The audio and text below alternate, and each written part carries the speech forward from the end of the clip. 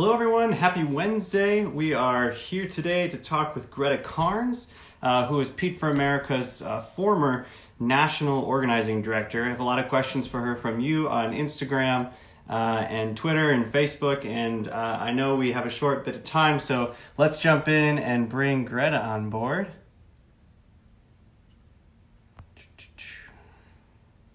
If we can find Greta. Greta. There we go.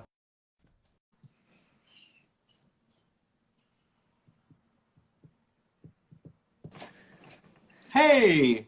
Oh my gosh, hello!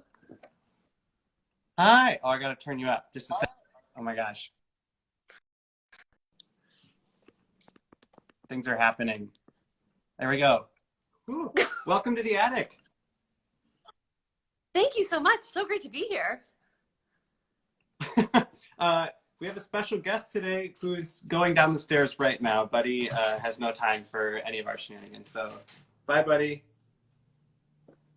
Why doesn't he hang out? Poor Buddy. Well, anytime he hears anything that might sound like the possibility of food downstairs, he's gone.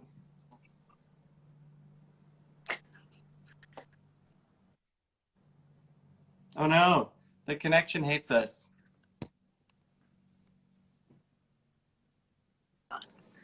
All right, I switched my Wi-Fi. There we go. See, he's downstairs barking. There we go. So I actually have taken to, I have this bag of Sour Patch Kids up here.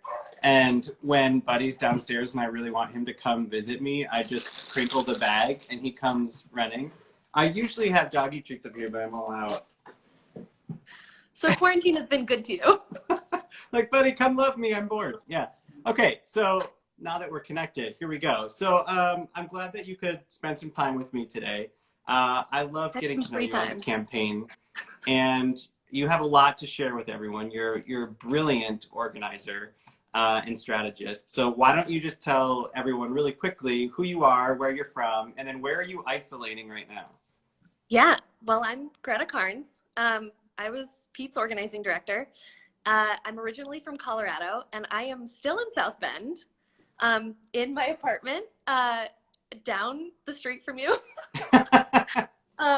Looking over the Studebaker every day, just sitting in South Bend. It's also been great because I feel like I spent so much time in South Bend at the beginning and then was constantly in the office, and now I kind of just get to like go on runs around South Bend every day. Yeah. And so it's been kind of nice, but I also like desperately miss Chicory. You know, Pete and I were walking the dogs yesterday, and we were talking about the little things you miss, like running into people. And like when you go to Chicory, you're there for like a half an hour, right? Yeah. You just run into everyone. And it's just those, you know, happenstance meetings or like the small talk you have when you're picking up a cup of coffee that I miss too. Yeah. You guys need to walk the dogs like by our apartment so we can wave from the window. Yeah, when it's nicer out, we take them on really long walks, like through downtown. And I just went to the Purple Porch, which is such a sad place right now. I mean, no one's there, and it's like, you know, get your stuff, get out. For those of you who don't know, Purple Porch is our local co-op, and so I went in there and got like the really good cheese curds. They were out of the Outside Scoop ice cream. You know, they made that flavor for our wedding, and they sell it there, and they were sold out. They're always sold out of the Mayor PB sandwich when I go there. That's also really good. Very popular. Okay, so you're stuck here in South Bend. We got you for a little bit longer. So excited to still be here in South Bend. Have you seen that new, there's a new South Bend documentary that just came out? I have it up on my computer to watch literally after this. I'm only about half an hour into it, but it's beautiful. There's so many beautiful images of South Bend. Okay, so what led you, we're getting into questions now. What led you to become the organizing director for the campaign? And also specifically, why did you choose Pete's campaign? That is a submitted question. No pressure from me whatsoever, but I'm all ears.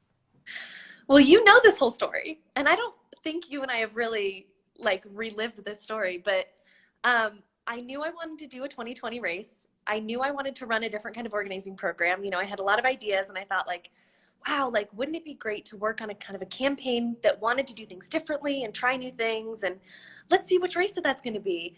And I was looking at all the candidates, and I, loved Elizabeth Warren and Kamala Harris, and I was so excited about so many candidates running. And I ran into Bridget in Chicago, and we were talking, and I was like, oh, where do you live? And she was like, oh, I'm living in South Bend. And I was like, oh, really? She was like, yeah, I only have one friend. And I was like, if I lived in South Bend and I had one friend, it would be Chasten. And she DM'd me on Instagram like a month later. And it was a video of you being like, I'm following Greta on Instagram. And I was like, oh my God. I remember getting that video so vividly and being like, oh. And then Bridget was like, you should come join the campaign. And I was like, well, And then she and Mike convinced me to go to that, the Politics and Prose book event. And I thought there was going to be like, 15 chairs in front of Pete. I had no idea. And we got there, and there was like this line around the block. It was this pouring rain day. There were hundreds and hundreds of people in there. And we were sitting right in the very front row because they had these like chairs reserved for us. And I was like this close to Pete's knee. And I took my best friend, who's now on Biden's campaign, and my eyes were like gumballs. And at one point I started crying, and Courtney turned to me and she was like, okay, you're definitely going to work for him. I mean, that was it. I think it was when he was talking about, like, he started getting really excited talking about like some like sewage system in Estonia or something. I don't even know. And he started talking faster and faster, and then it had to be like, sorry, I get really excited about it. And I was like, oh yeah. He's such a nerd. I love him. That was a good event. That was crazy. It was a great event. We have a picture from it afterwards. Yes. So our campaigns come to an end, but now we're still unified, moving forward together. So now folks have really specific questions for you about what we can do to be helpful. Actually, no, I lied. I want to back up. I have more questions I wanted to ask you about that. It's my Instagram. I'll do what I want. Something I loved about your department was you created and grew a department that was full of women leadership. What did that mean to you? Yeah, I think turns out the best part of getting to build a department of like 250 people is that you get to pick them. And so we ended up creating a department that I think, was full of people that had different kinds of backgrounds, which I loved. And I think especially in organizing, it's really easy to like come up through the same kind of ranks. And I was really passionate about wanting to hire people that had really like different backgrounds, especially because we were trying to, elect this mayor. And I remember some of the conversations that we had in interviews was just like, one of the questions we would always ask would be like, if you could do anything you wanted to, if you could do anything differently, like, what would you want to do? Like, come bring that to this program.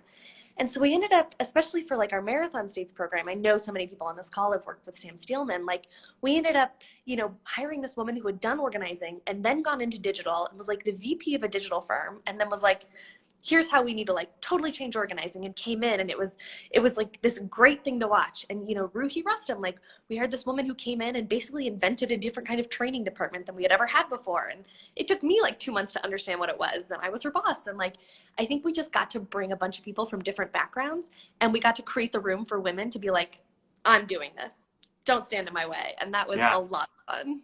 I loved coming to the office whenever I was able to, and just popping in into your office, and then just like listening to people talk and like pitch these ideas and talk about these programs they were creating, or like messages they were hearing from the field. And your office was always full of just like, so not that all the offices weren't, but like sunshine and laughter and like brilliance, and it's just like, and this is what we're doing, and this is what we're doing, and it's incredible. And I think it was no small task, and we have a lot to be grateful for when it comes to you and the program you built, and all of the people you brought in with you that led us to that historical victory in Iowa. And that's just incredible. Like, you built something so phenomenal.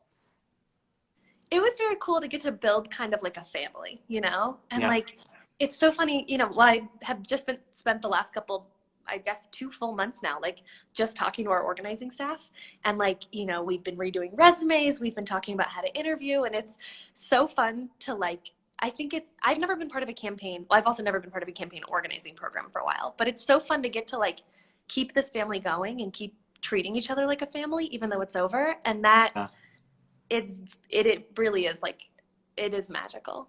There's something really special here. Just the best people. I love following. I still stay up like on everyone's Instas watching, you know, all the sourdough you're all making. But just like the incredible jobs that people are also going on to do. Remarkable. So you built something really incredible. Do you have like one memorable moment that sticks out to you from the campaign? Oh my God, I've thousands and thousands. But I think one of the ones that I love, I'm gonna probably tear up talking about it, but so I'd never been to Nevada before this campaign. And the first time we went to Nevada, I did what everybody does the first time they go to Nevada. And I was like, let's go to the Strip. And then we like did Vegas and I was like, this is the best. And then the second time we went to Nevada, I had calmed down a little by then. And we were doing our Get Out the Caucus training in Pahrump, Nevada. And so we had driven like an hour and a half outside of Vegas into Pahrump, Nevada, pretty desert, smaller town. And we were staying in this like kind of like an Airbnb, but it was kind of like a 4-H camp. And it was with me and the organizing staff, and Jimmy was there, and you know, they were training the Nevada organizers on how to run and Get Out the Caucus operation. And one of our regionals in Nevada was celebrating her 1 year of citizenship. And so we went to a local Walmart and we got a blank cake, and we had the people who owned the 4-H whip up some red frosting, like on sugar. God. And we like with a fork drizzled, happy 1 year, #USA. And the way that we like delivered it to her was that night, we turned off all the lights and people put their phones on, like the Sparks rally where everybody was lighting it just by phone. And we started singing the national anthem. And at first it was kind of like campy, and then it became this like unbelievably moving experience. Oh, like goodness. All of us like singing the national anthem. She was crying, everybody was crying. It was like, I think by far the most emotional I've ever felt singing that song. And it was like this magical experience. And so then afterwards, we didn't have anything planned. And so we ended up going to this bar in Pahrump and took over a karaoke machine, and she delivered the citizenship test like it was bar trivia. Oh my and so gosh. We all took the citizenship test, and there was a lot of pressure on leadership to win. And it was just like such a magical night that I don't think that you could have ever planned. But it's like one of the things that just happens on a campaign on like a Tuesday night in Pahrump, Nevada. That sounds about right. Yeah, Nevada was great. We had a great team out there. We had a great team. So now that we're moving into a very different type of election, a question for you from Twitter. Do you have any tips for relational organizing with peers who may be upset or angry or scared or disappointed in the way the presidential primary has turned out? And part 2, how can we show empathy while stressing the importance of voting blue up and down the ballot? Yeah, I think that's a great question. And I think that one of the things that I love the most about relational organizing is that it's a way to make things really personal. And I think at this point, we've all got a responsibility, right? One of our rules of the road. We've all got this like responsibility to not just vote for, Joe Biden, but to talk about why it's so critical and to remind everybody that's in our lives of why it's critical. And I think that one of the reasons why I'm excited to vote for Joe Biden, I'm not just voting for him, I'm excited to vote for him, is because my best friend works on that campaign. My best friend has been on that campaign since the very beginning. She loves Joe Biden so much. And she doesn't even need to talk to me about why she loves him for me to know that like this matters to her a ton. And like that's one of the reasons why I love him. And my family were all unbelievable Pete supporters, as you remember. I think like, it's been easy to talk to them partially because I'm not talking to them just like, you guys, I know you were really disappointed that Pete didn't get it, but now we have to vote for somebody else. Like, I think it's almost like my responsibility to come in and say, like, I'm excited to vote for him. Pete endorsed Joe because we knew that we needed to have somebody like Joe Biden in the White House. Like, our candidate chose when he wanted to drop out because this became something that was so important to Pete. And if you love Pete, if you support Pete, it's on you to be as excited. It probably wasn't that fun to like, Pete must have been exhausted and he flew all the way to Texas and delivered a speech on stage with him, probably when he just wanted to be, sleeping. And it's because we all have to bring that level of commitment and excitement. And I think one of the best ways to make other people, first of all, let people like breathe, right? Like it's been pretty fresh. I know it's only feel like 2 months, but you know, we've got a long time before we all have to vote, but I think we all need to start talking about like volunteering and why volunteering is important. And I know that like volunteering this cycle isn't just going to mean talking to everybody you know about Joe Biden. Volunteering is also going to mean talking about down ballot races and down ballot Democratic candidates, and the fact that our Supreme Court is completely on the line. And if Donald Trump is reelected, like we probably won't see a Democratic Supreme Court for our entire lifetimes. And it's on us to be excited, even if that means, you know, faking some excitement, even if that means finding a personal reason to be excited and sharing that personal reason. But we can take some time right now, but we have not a lot of time, and we need to turn around real quick and get excited about a lot of things. But there are also amazing down ballot candidates running this cycle. We have so much to be excited about as Democrats. Absolutely. There are so many impressive down ballot candidates that truly, I mean, just resemble the best of America, and I think the best of the Democratic Party.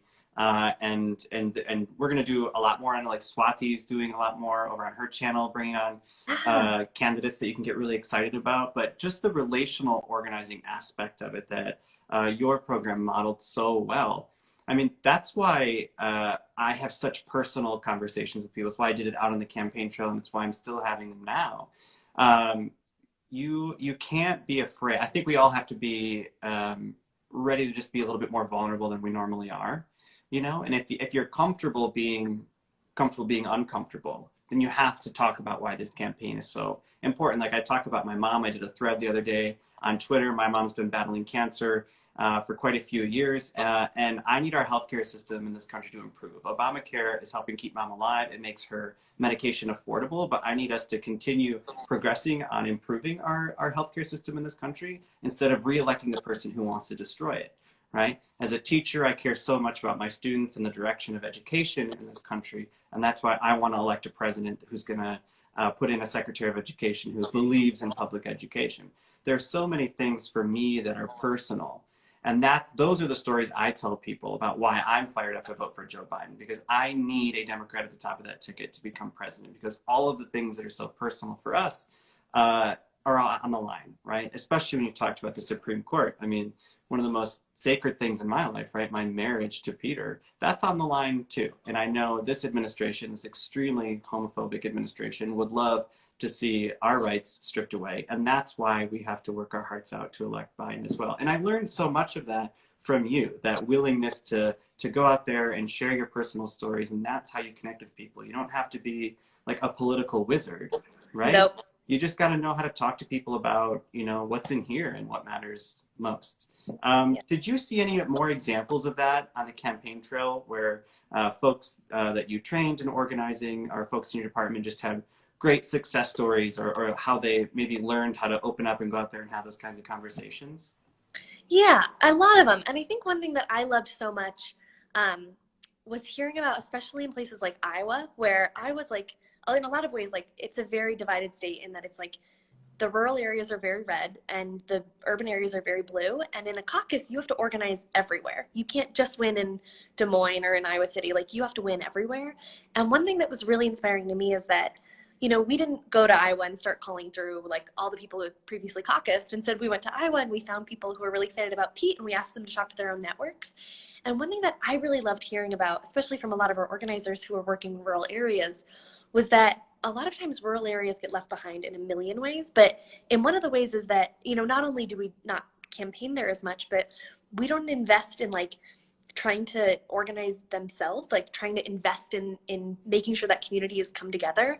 And so there was one story that I loved about this man who was a Republican, and during a Pete town hall, he stood up and he was like, you know, I know that it's going to surprise people here that I'm a Republican or that I'm even at this, you know, Pete rally, but like the reason why I am here is because I, you know, believe in this man, and I want to talk to my friends about Pete. And I, you know, it's not only like, you know, deciding to like flip from voting for Trump to voting for a Democrat. It's also like, you know, wanting to be so loud in your community and being the person who says, here's why I changed my mind. And that must be, especially in a rural community where this caucus, you know, ended on February 3rd and he's still living there. And that must be so vulnerable and so difficult. And if somebody can stand up and say, you know, I am now actively voting for a party I never thought I would vote for because the stakes are that high, and somebody can be that vulnerable in a rural red community with people who have known him for years and years, anybody can. And I think that's something that I keep coming back to is the stakes are pretty low for, you know, for us when it comes to talking to our friends and family, you know, especially me. Like most of my friends and family are Democrats, and they know me and they know that I'm very political. But for somebody who's never done it before, like those are the people that we need to be bringing in and like training and coaching and being supportive of, because those are the people who are going to reach people we otherwise wouldn't. And that is the thing that I loved most about our program, is that, you know, volunteering, if you talked to one person, you were a volunteer. We had room for everybody. And it was because we didn't, you know, only accept people who were willing to call people or who were willing to knock doors or whatever. Like anybody could have been a volunteer, because we needed to spread the message to literally anyone. Yeah. And you brought in a lot of college folks and younger folks who I think kind of like me when I was in college just felt like I'd never belonged there. I was not sort of like allowed to be in the political circle because I didn't like understand it and know how to fit in there, and wasn't even sure like how I could be helpful. What suggestions do you have for younger folks who are interested, and this is a specific question that actually came in off Twitter as well, who want to get involved in campaigning, but they don't exactly know how? Yeah. Well, first of all, campaigns are the best. Welcome. They're the most fun. I started doing them when I was like 15 years old, and here I am. I'm never doing anything else with my life, so just DM me. But also, I think there's so many varying ways to get involved. So like, I think, you know, the ultimate extreme is apply to be an organizer. There are so many good races this cycle. There are so many good places that are about to hire so many organizers, and anybody can be an organizer. Truly, anybody, especially this cycle where, you know, anybody, we need everybody's help, and we're going to be hiring a ton. So I think like, first of all, if you want to like go be an organizer or find a job on a program, I was an organizer when I was, you know, 20 years old, and I had no experience, and I had no idea what to do, and I was terrible at data, and I just sort of like lucked into the job, and like anybody can do it if I can do it. And so I think like that's one end of the spectrum. But if you just want to get involved this cycle, like I think first of all, sign up for a campaign that makes you excited. You know, there's a ton of great candidates running. You don't have to be there right now. I mean, we're not knocking doors in our neighborhoods right now anyway. And so sign up to work for a candidate you're really excited about. Get in touch with the local organizer, or at the very minimum, like find an organization that's in your community already and start volunteering. I don't know if you guys have heard, but this coronavirus thing is pretty serious. And I think there's going to be a ton of work that we need to do as communities to come together around it. I think that I think I'm already seeing this, Chasten, I'm sure you are too. Like everybody's trying to reach out right now and talk to people right now, and it's a great opportunity. I've been on Zoom, you know, happy hours with people I haven't talked to in years, and it's just because we're all in this place where we want to talk. And like talking to your friends and your family, as close as you are or as not close as you are, about politics this cycle, about what Donald Trump is doing, about the fact that this is a really scary time. Like it's a really good time to weave politics into our everyday conversation. And whether that's with people you already know, or whether that's getting involved with an organization that's doing mutual aid efforts, you know, whether that's trying to like organize your community into finding like community childcare so that, you know, adults can work during the day and not have to worry about also homeschooling. But figuring out a way right now to reach out. And I think the easiest first step right now is literally just talking to your friends and family. That's the easiest thing to do. It's so important. It's so important now, especially. I think I'm so impressed with what our organizers did out in the field to draw people. And I remember being in New Hampshire, and some of our organizers in New Hampshire had been meeting regularly with a group of high school girls who felt sort of like they didn't want their friends necessarily to know that they were involved in politics. Like no one at school was political, but they like wanted to be in for Pete, and they wanted to do all this work. And so our organizers were like getting manis and petties with them, and like hanging out and like eating cookies and gossiping in the field office because they made a spot there for them. But on the grander scheme, I just think we have to bust this mentality that politics is a club. Like it's a club that you can belong to. Politics isn't a club, it's personal. All politics is personal. And so everyone is allowed at that table because the choices people make on our behalf are so personal. What suggestions do you have for folks now considering how to organize during the pandemic? So you started talking about it. And how do you foresee us being impactful and helpful for the 2020 election? Yeah, that's my favorite question right now.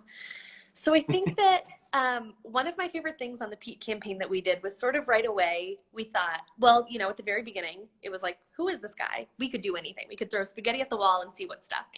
And at the beginning, we were like, what if we just throw out the old playbook and start from scratch and figure out what kind of program we could run that we felt like? And we definitely made some mistakes, but we also, like, I think some things that we did really well were we, you know, figured out, like, if we could live in a world where you weren't door knocking like normal, or you weren't making phone calls, like, how else could we reach people? And that's sort of where we came with this idea of, like, let's embed our organizers in communities and have them talk to everybody and ask them to have their people talk to friends and family and essentially just circle people with conversations about Pete.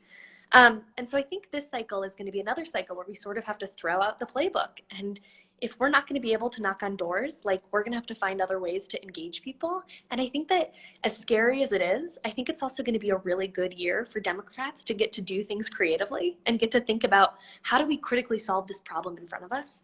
And you're already seeing, I mean, there are so many smart people doing amazing stuff. I read this article the other day about Texas, how Texas, the Texas Democrats are organizing around community service right now. And I think it's this great opportunity this cycle for Democrats to not just talk about their values and talk about what they stand for, but, like, really demonstrate what we stand for. I mean, if you were reached out to by a campaign right now that said, like, hey, I want to make sure you know where the local hospital is in South Bend. I want to make sure that you and Pete have what you need right now. There are going to be on your street, a bunch of neighbors are offering to go grocery shopping once a week. Do you want to get in on that? They can leave things at your porch. Do you want to volunteer to help be a part of that? Like, if we do that for months, we can genuinely earn the trust of people in a different kind of way, so that when we say, like, here's why we need you to vote, here's what's on the ballot this cycle, like, it's going to be listened to in a different way. So I think the coolest ways that I can think of right now to organize this cycle are going to be making sure that we're actually doing community service work, we're doing mutual aid, we're bringing people together around coronavirus. We're not trying to campaign around it, we're campaigning right through it. And also, we're making sure that, you know, Donald Trump is going to be stirring up some misinformation, and there's going to be a lot of cloudy, you know, opinions about coronavirus and what's happening this cycle. And I think the second thing is going to be, people are going to rely on trusted information more than ever, and they're going to rely on the people in their life to tell them things more than ever. And I think this cycle, we all have to really be very strategic about and cognizant about reaching out to our friends and family and making sure that we're pushing the messaging on behalf of Democrats, on behalf of the Biden campaign, on behalf of, like, make sure that we're all voting together. We're all signed up and registered to vote together.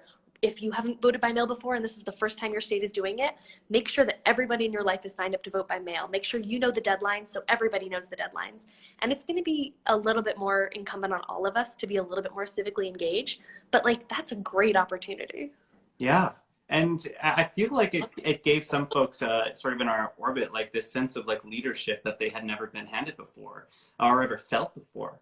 Right? Like, you yourself can do this even in your small group of friends, you know, 5, 10, 15 people in your own family, being the person that's sending the email or the Facebook message or the text, like, click this link, register to vote, make sure you know how to get your ballot by mail. And, like, that's a leadership position that you can take on. Like, no one has to ask you to take it on. You can do that yourself. Totally. And, like, you know, every single year, when I have to vote, my parents mail me my ballot for me in this, like, envelope that, this is still so embarrassing, is, like, covered in princess stickers. But I always know when it gets in the mail because I open the mail and I'm embarrassed. And then they've always, like, tucked in stamps for me to, in case I didn't have stamps, I'm 28 years old, like, so that I can mail it back in with no problems. And my mom will email me until it's in. And it's, like, that's really organizing. And my parents, I don't think, would ever say that they're organizing, but, like, they just got another vote. And, like, that's what we have to do in our communities this cycle. But I think applying a little bit of, like, personnel, like, touch to it. I think also, like, you keep saying politics is so personal. Like, don't make it sound like you don't need to be really, you know, serious about it and corporate about it. Like, we can be a community around this, and you can be yourself while we do this. Yeah, absolutely. I know we're running out of time. I'm wondering, I've been asking everyone before I should say, I see quite a few trolls in the comments saying I'm really bored. It's not that I'm bored. I just was, you know, taught to listen to a woman when she speaks. So I hope that they try it sometime. What are you watching or reading or learning during isolation? Any suggestions for anybody? Yes. The other day I tweeted and I asked people to send me long form articles, and I have learned so much. I read about the Cascadia subduction zone. That shit is crazy, and our whole West Coast is about to fall into the ocean. I learned about the Great. I learned about the McDonald's Monopoly scam. I watched McMillions on What? Hulu. Have you watched it? What? No. Please send that to Hulu me. McMillions. Yes. Okay, I'm going to check it right now. It is about the McDonald's Monopoly scam. It is crazy. That was fascinating. Is that going to break my heart? Because that was like a big deal for me when I was a kid. I don't think it's going to break your heart. It's like a big deal. It's going to blow your mind. Okay. Because during Lent, we get the fish sandwiches on Fridays. Oh my gosh.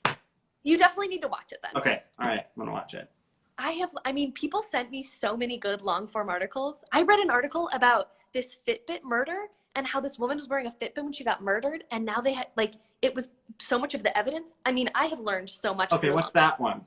I'm just going to tweet a bunch of these. Okay, that one is called A Telltale Heart. I'm going to send you this one. It's fascinating. You have to let me know when you get to the end of that one because the ending of it is crazy.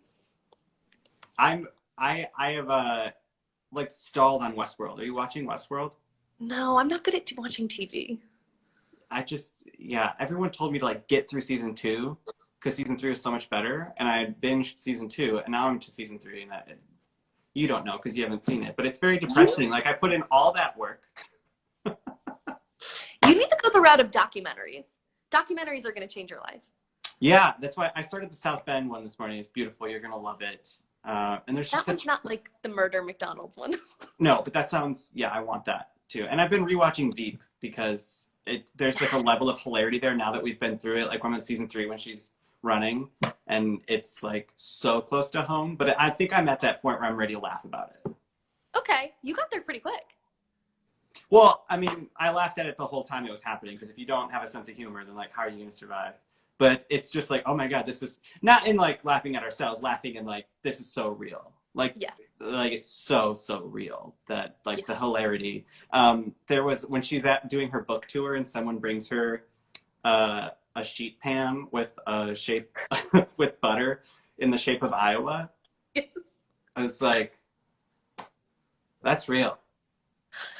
It's so good. The only thing that was wrong about that show was their field offices were always too nice. That was the only thing. Far too nice. I remember when we first opened I did that like 12 field office opening tour. Mm-hmm. And Emily and I went to a couple of them and I was like, Emily, should I send them like a gift basket of soaps or something? Yeah, that's right. I just want their hands to be clean. I want their hands to be clean and like, everyone likes a nice soap. I remember when I was an organizer, a volunteer once walked in and offered to make 50 phone calls or like cook me lasagna. And I had only eaten Twizzlers for the last week. And I was like, had drunk the Kool-Aid of the campaign that I was like, 50 phone calls. And she was like, you don't look healthy. And I was like, make phone calls. And with Twizzlers like coming out of your face. Yeah. Please. Yeah, it was not. No one's living healthy. Like, ma'am, let me get you a pair of AirPods and you can make 50 calls while making lasagna. You know what we did last night was we got Fiddler's takeout. What'd you get? I got this, the salmon burger. Oh. Yeah. Wow. But Sam got the fish and chips, and we did what we always do, which is we read the South Bend Tribune that they come in. Isn't that awesome? When every time we go and I get the fish and chips, I always unroll it because I'm wondering if my husband is on the newspaper. I need to send you a photo of one of them, and we went a couple weeks like after Iowa, and it was something about like the Iowa caucus right on top of the fish and chips, and we were like, let's just flip that over. Not quite ready yet. I mean, you're all whatever. We don't have to go down this rabbit hole. Okay, thank you for the list of things. Please tweet them because I want to watch them. And also, thank you so much for all of your efforts on the campaign. And I hope more people follow you and listen to you, and you continue sharing your ideas and input for people who are looking for guidance, especially as part of this family. Belonging was a rule of the road. We've built such a wonderful community of followers. We've built a strong family. So I know they're all still looking to you for guidance on how they stay active and involved and impactful in 2020. And I hope you're doing well and taking care of yourself over there. I'm waving at you from across the river.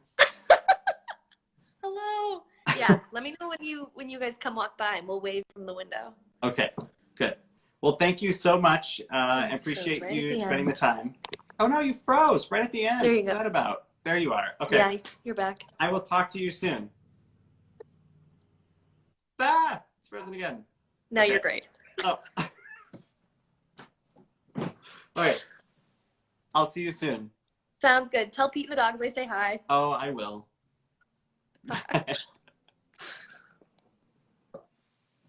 Thanks everyone for tuning in. I hope you go over to Greta's page and follow her either here on Instagram or on Twitter and continue taking her advice on how to stay active and involved in 2020 election, not only for Joe Biden, but for all of the impressive down ballot candidates that you should be following and paying attention to. You can help from the comfort of your own couch and pint of Ben & Jerry's, as I always said on the campaign trail. Tomorrow, I'll be joined by Stephanie J. Black, phenomenal actress who recently won the Tony for her portrayal of Cher in the Cher Show. I am very excited to talk to her, and I'm going to try my best not to geek out too much because I'm a fellow theater geek. But until then, thanks for tuning in. Don't forget, call your mom, and we'll see you in the attic tomorrow.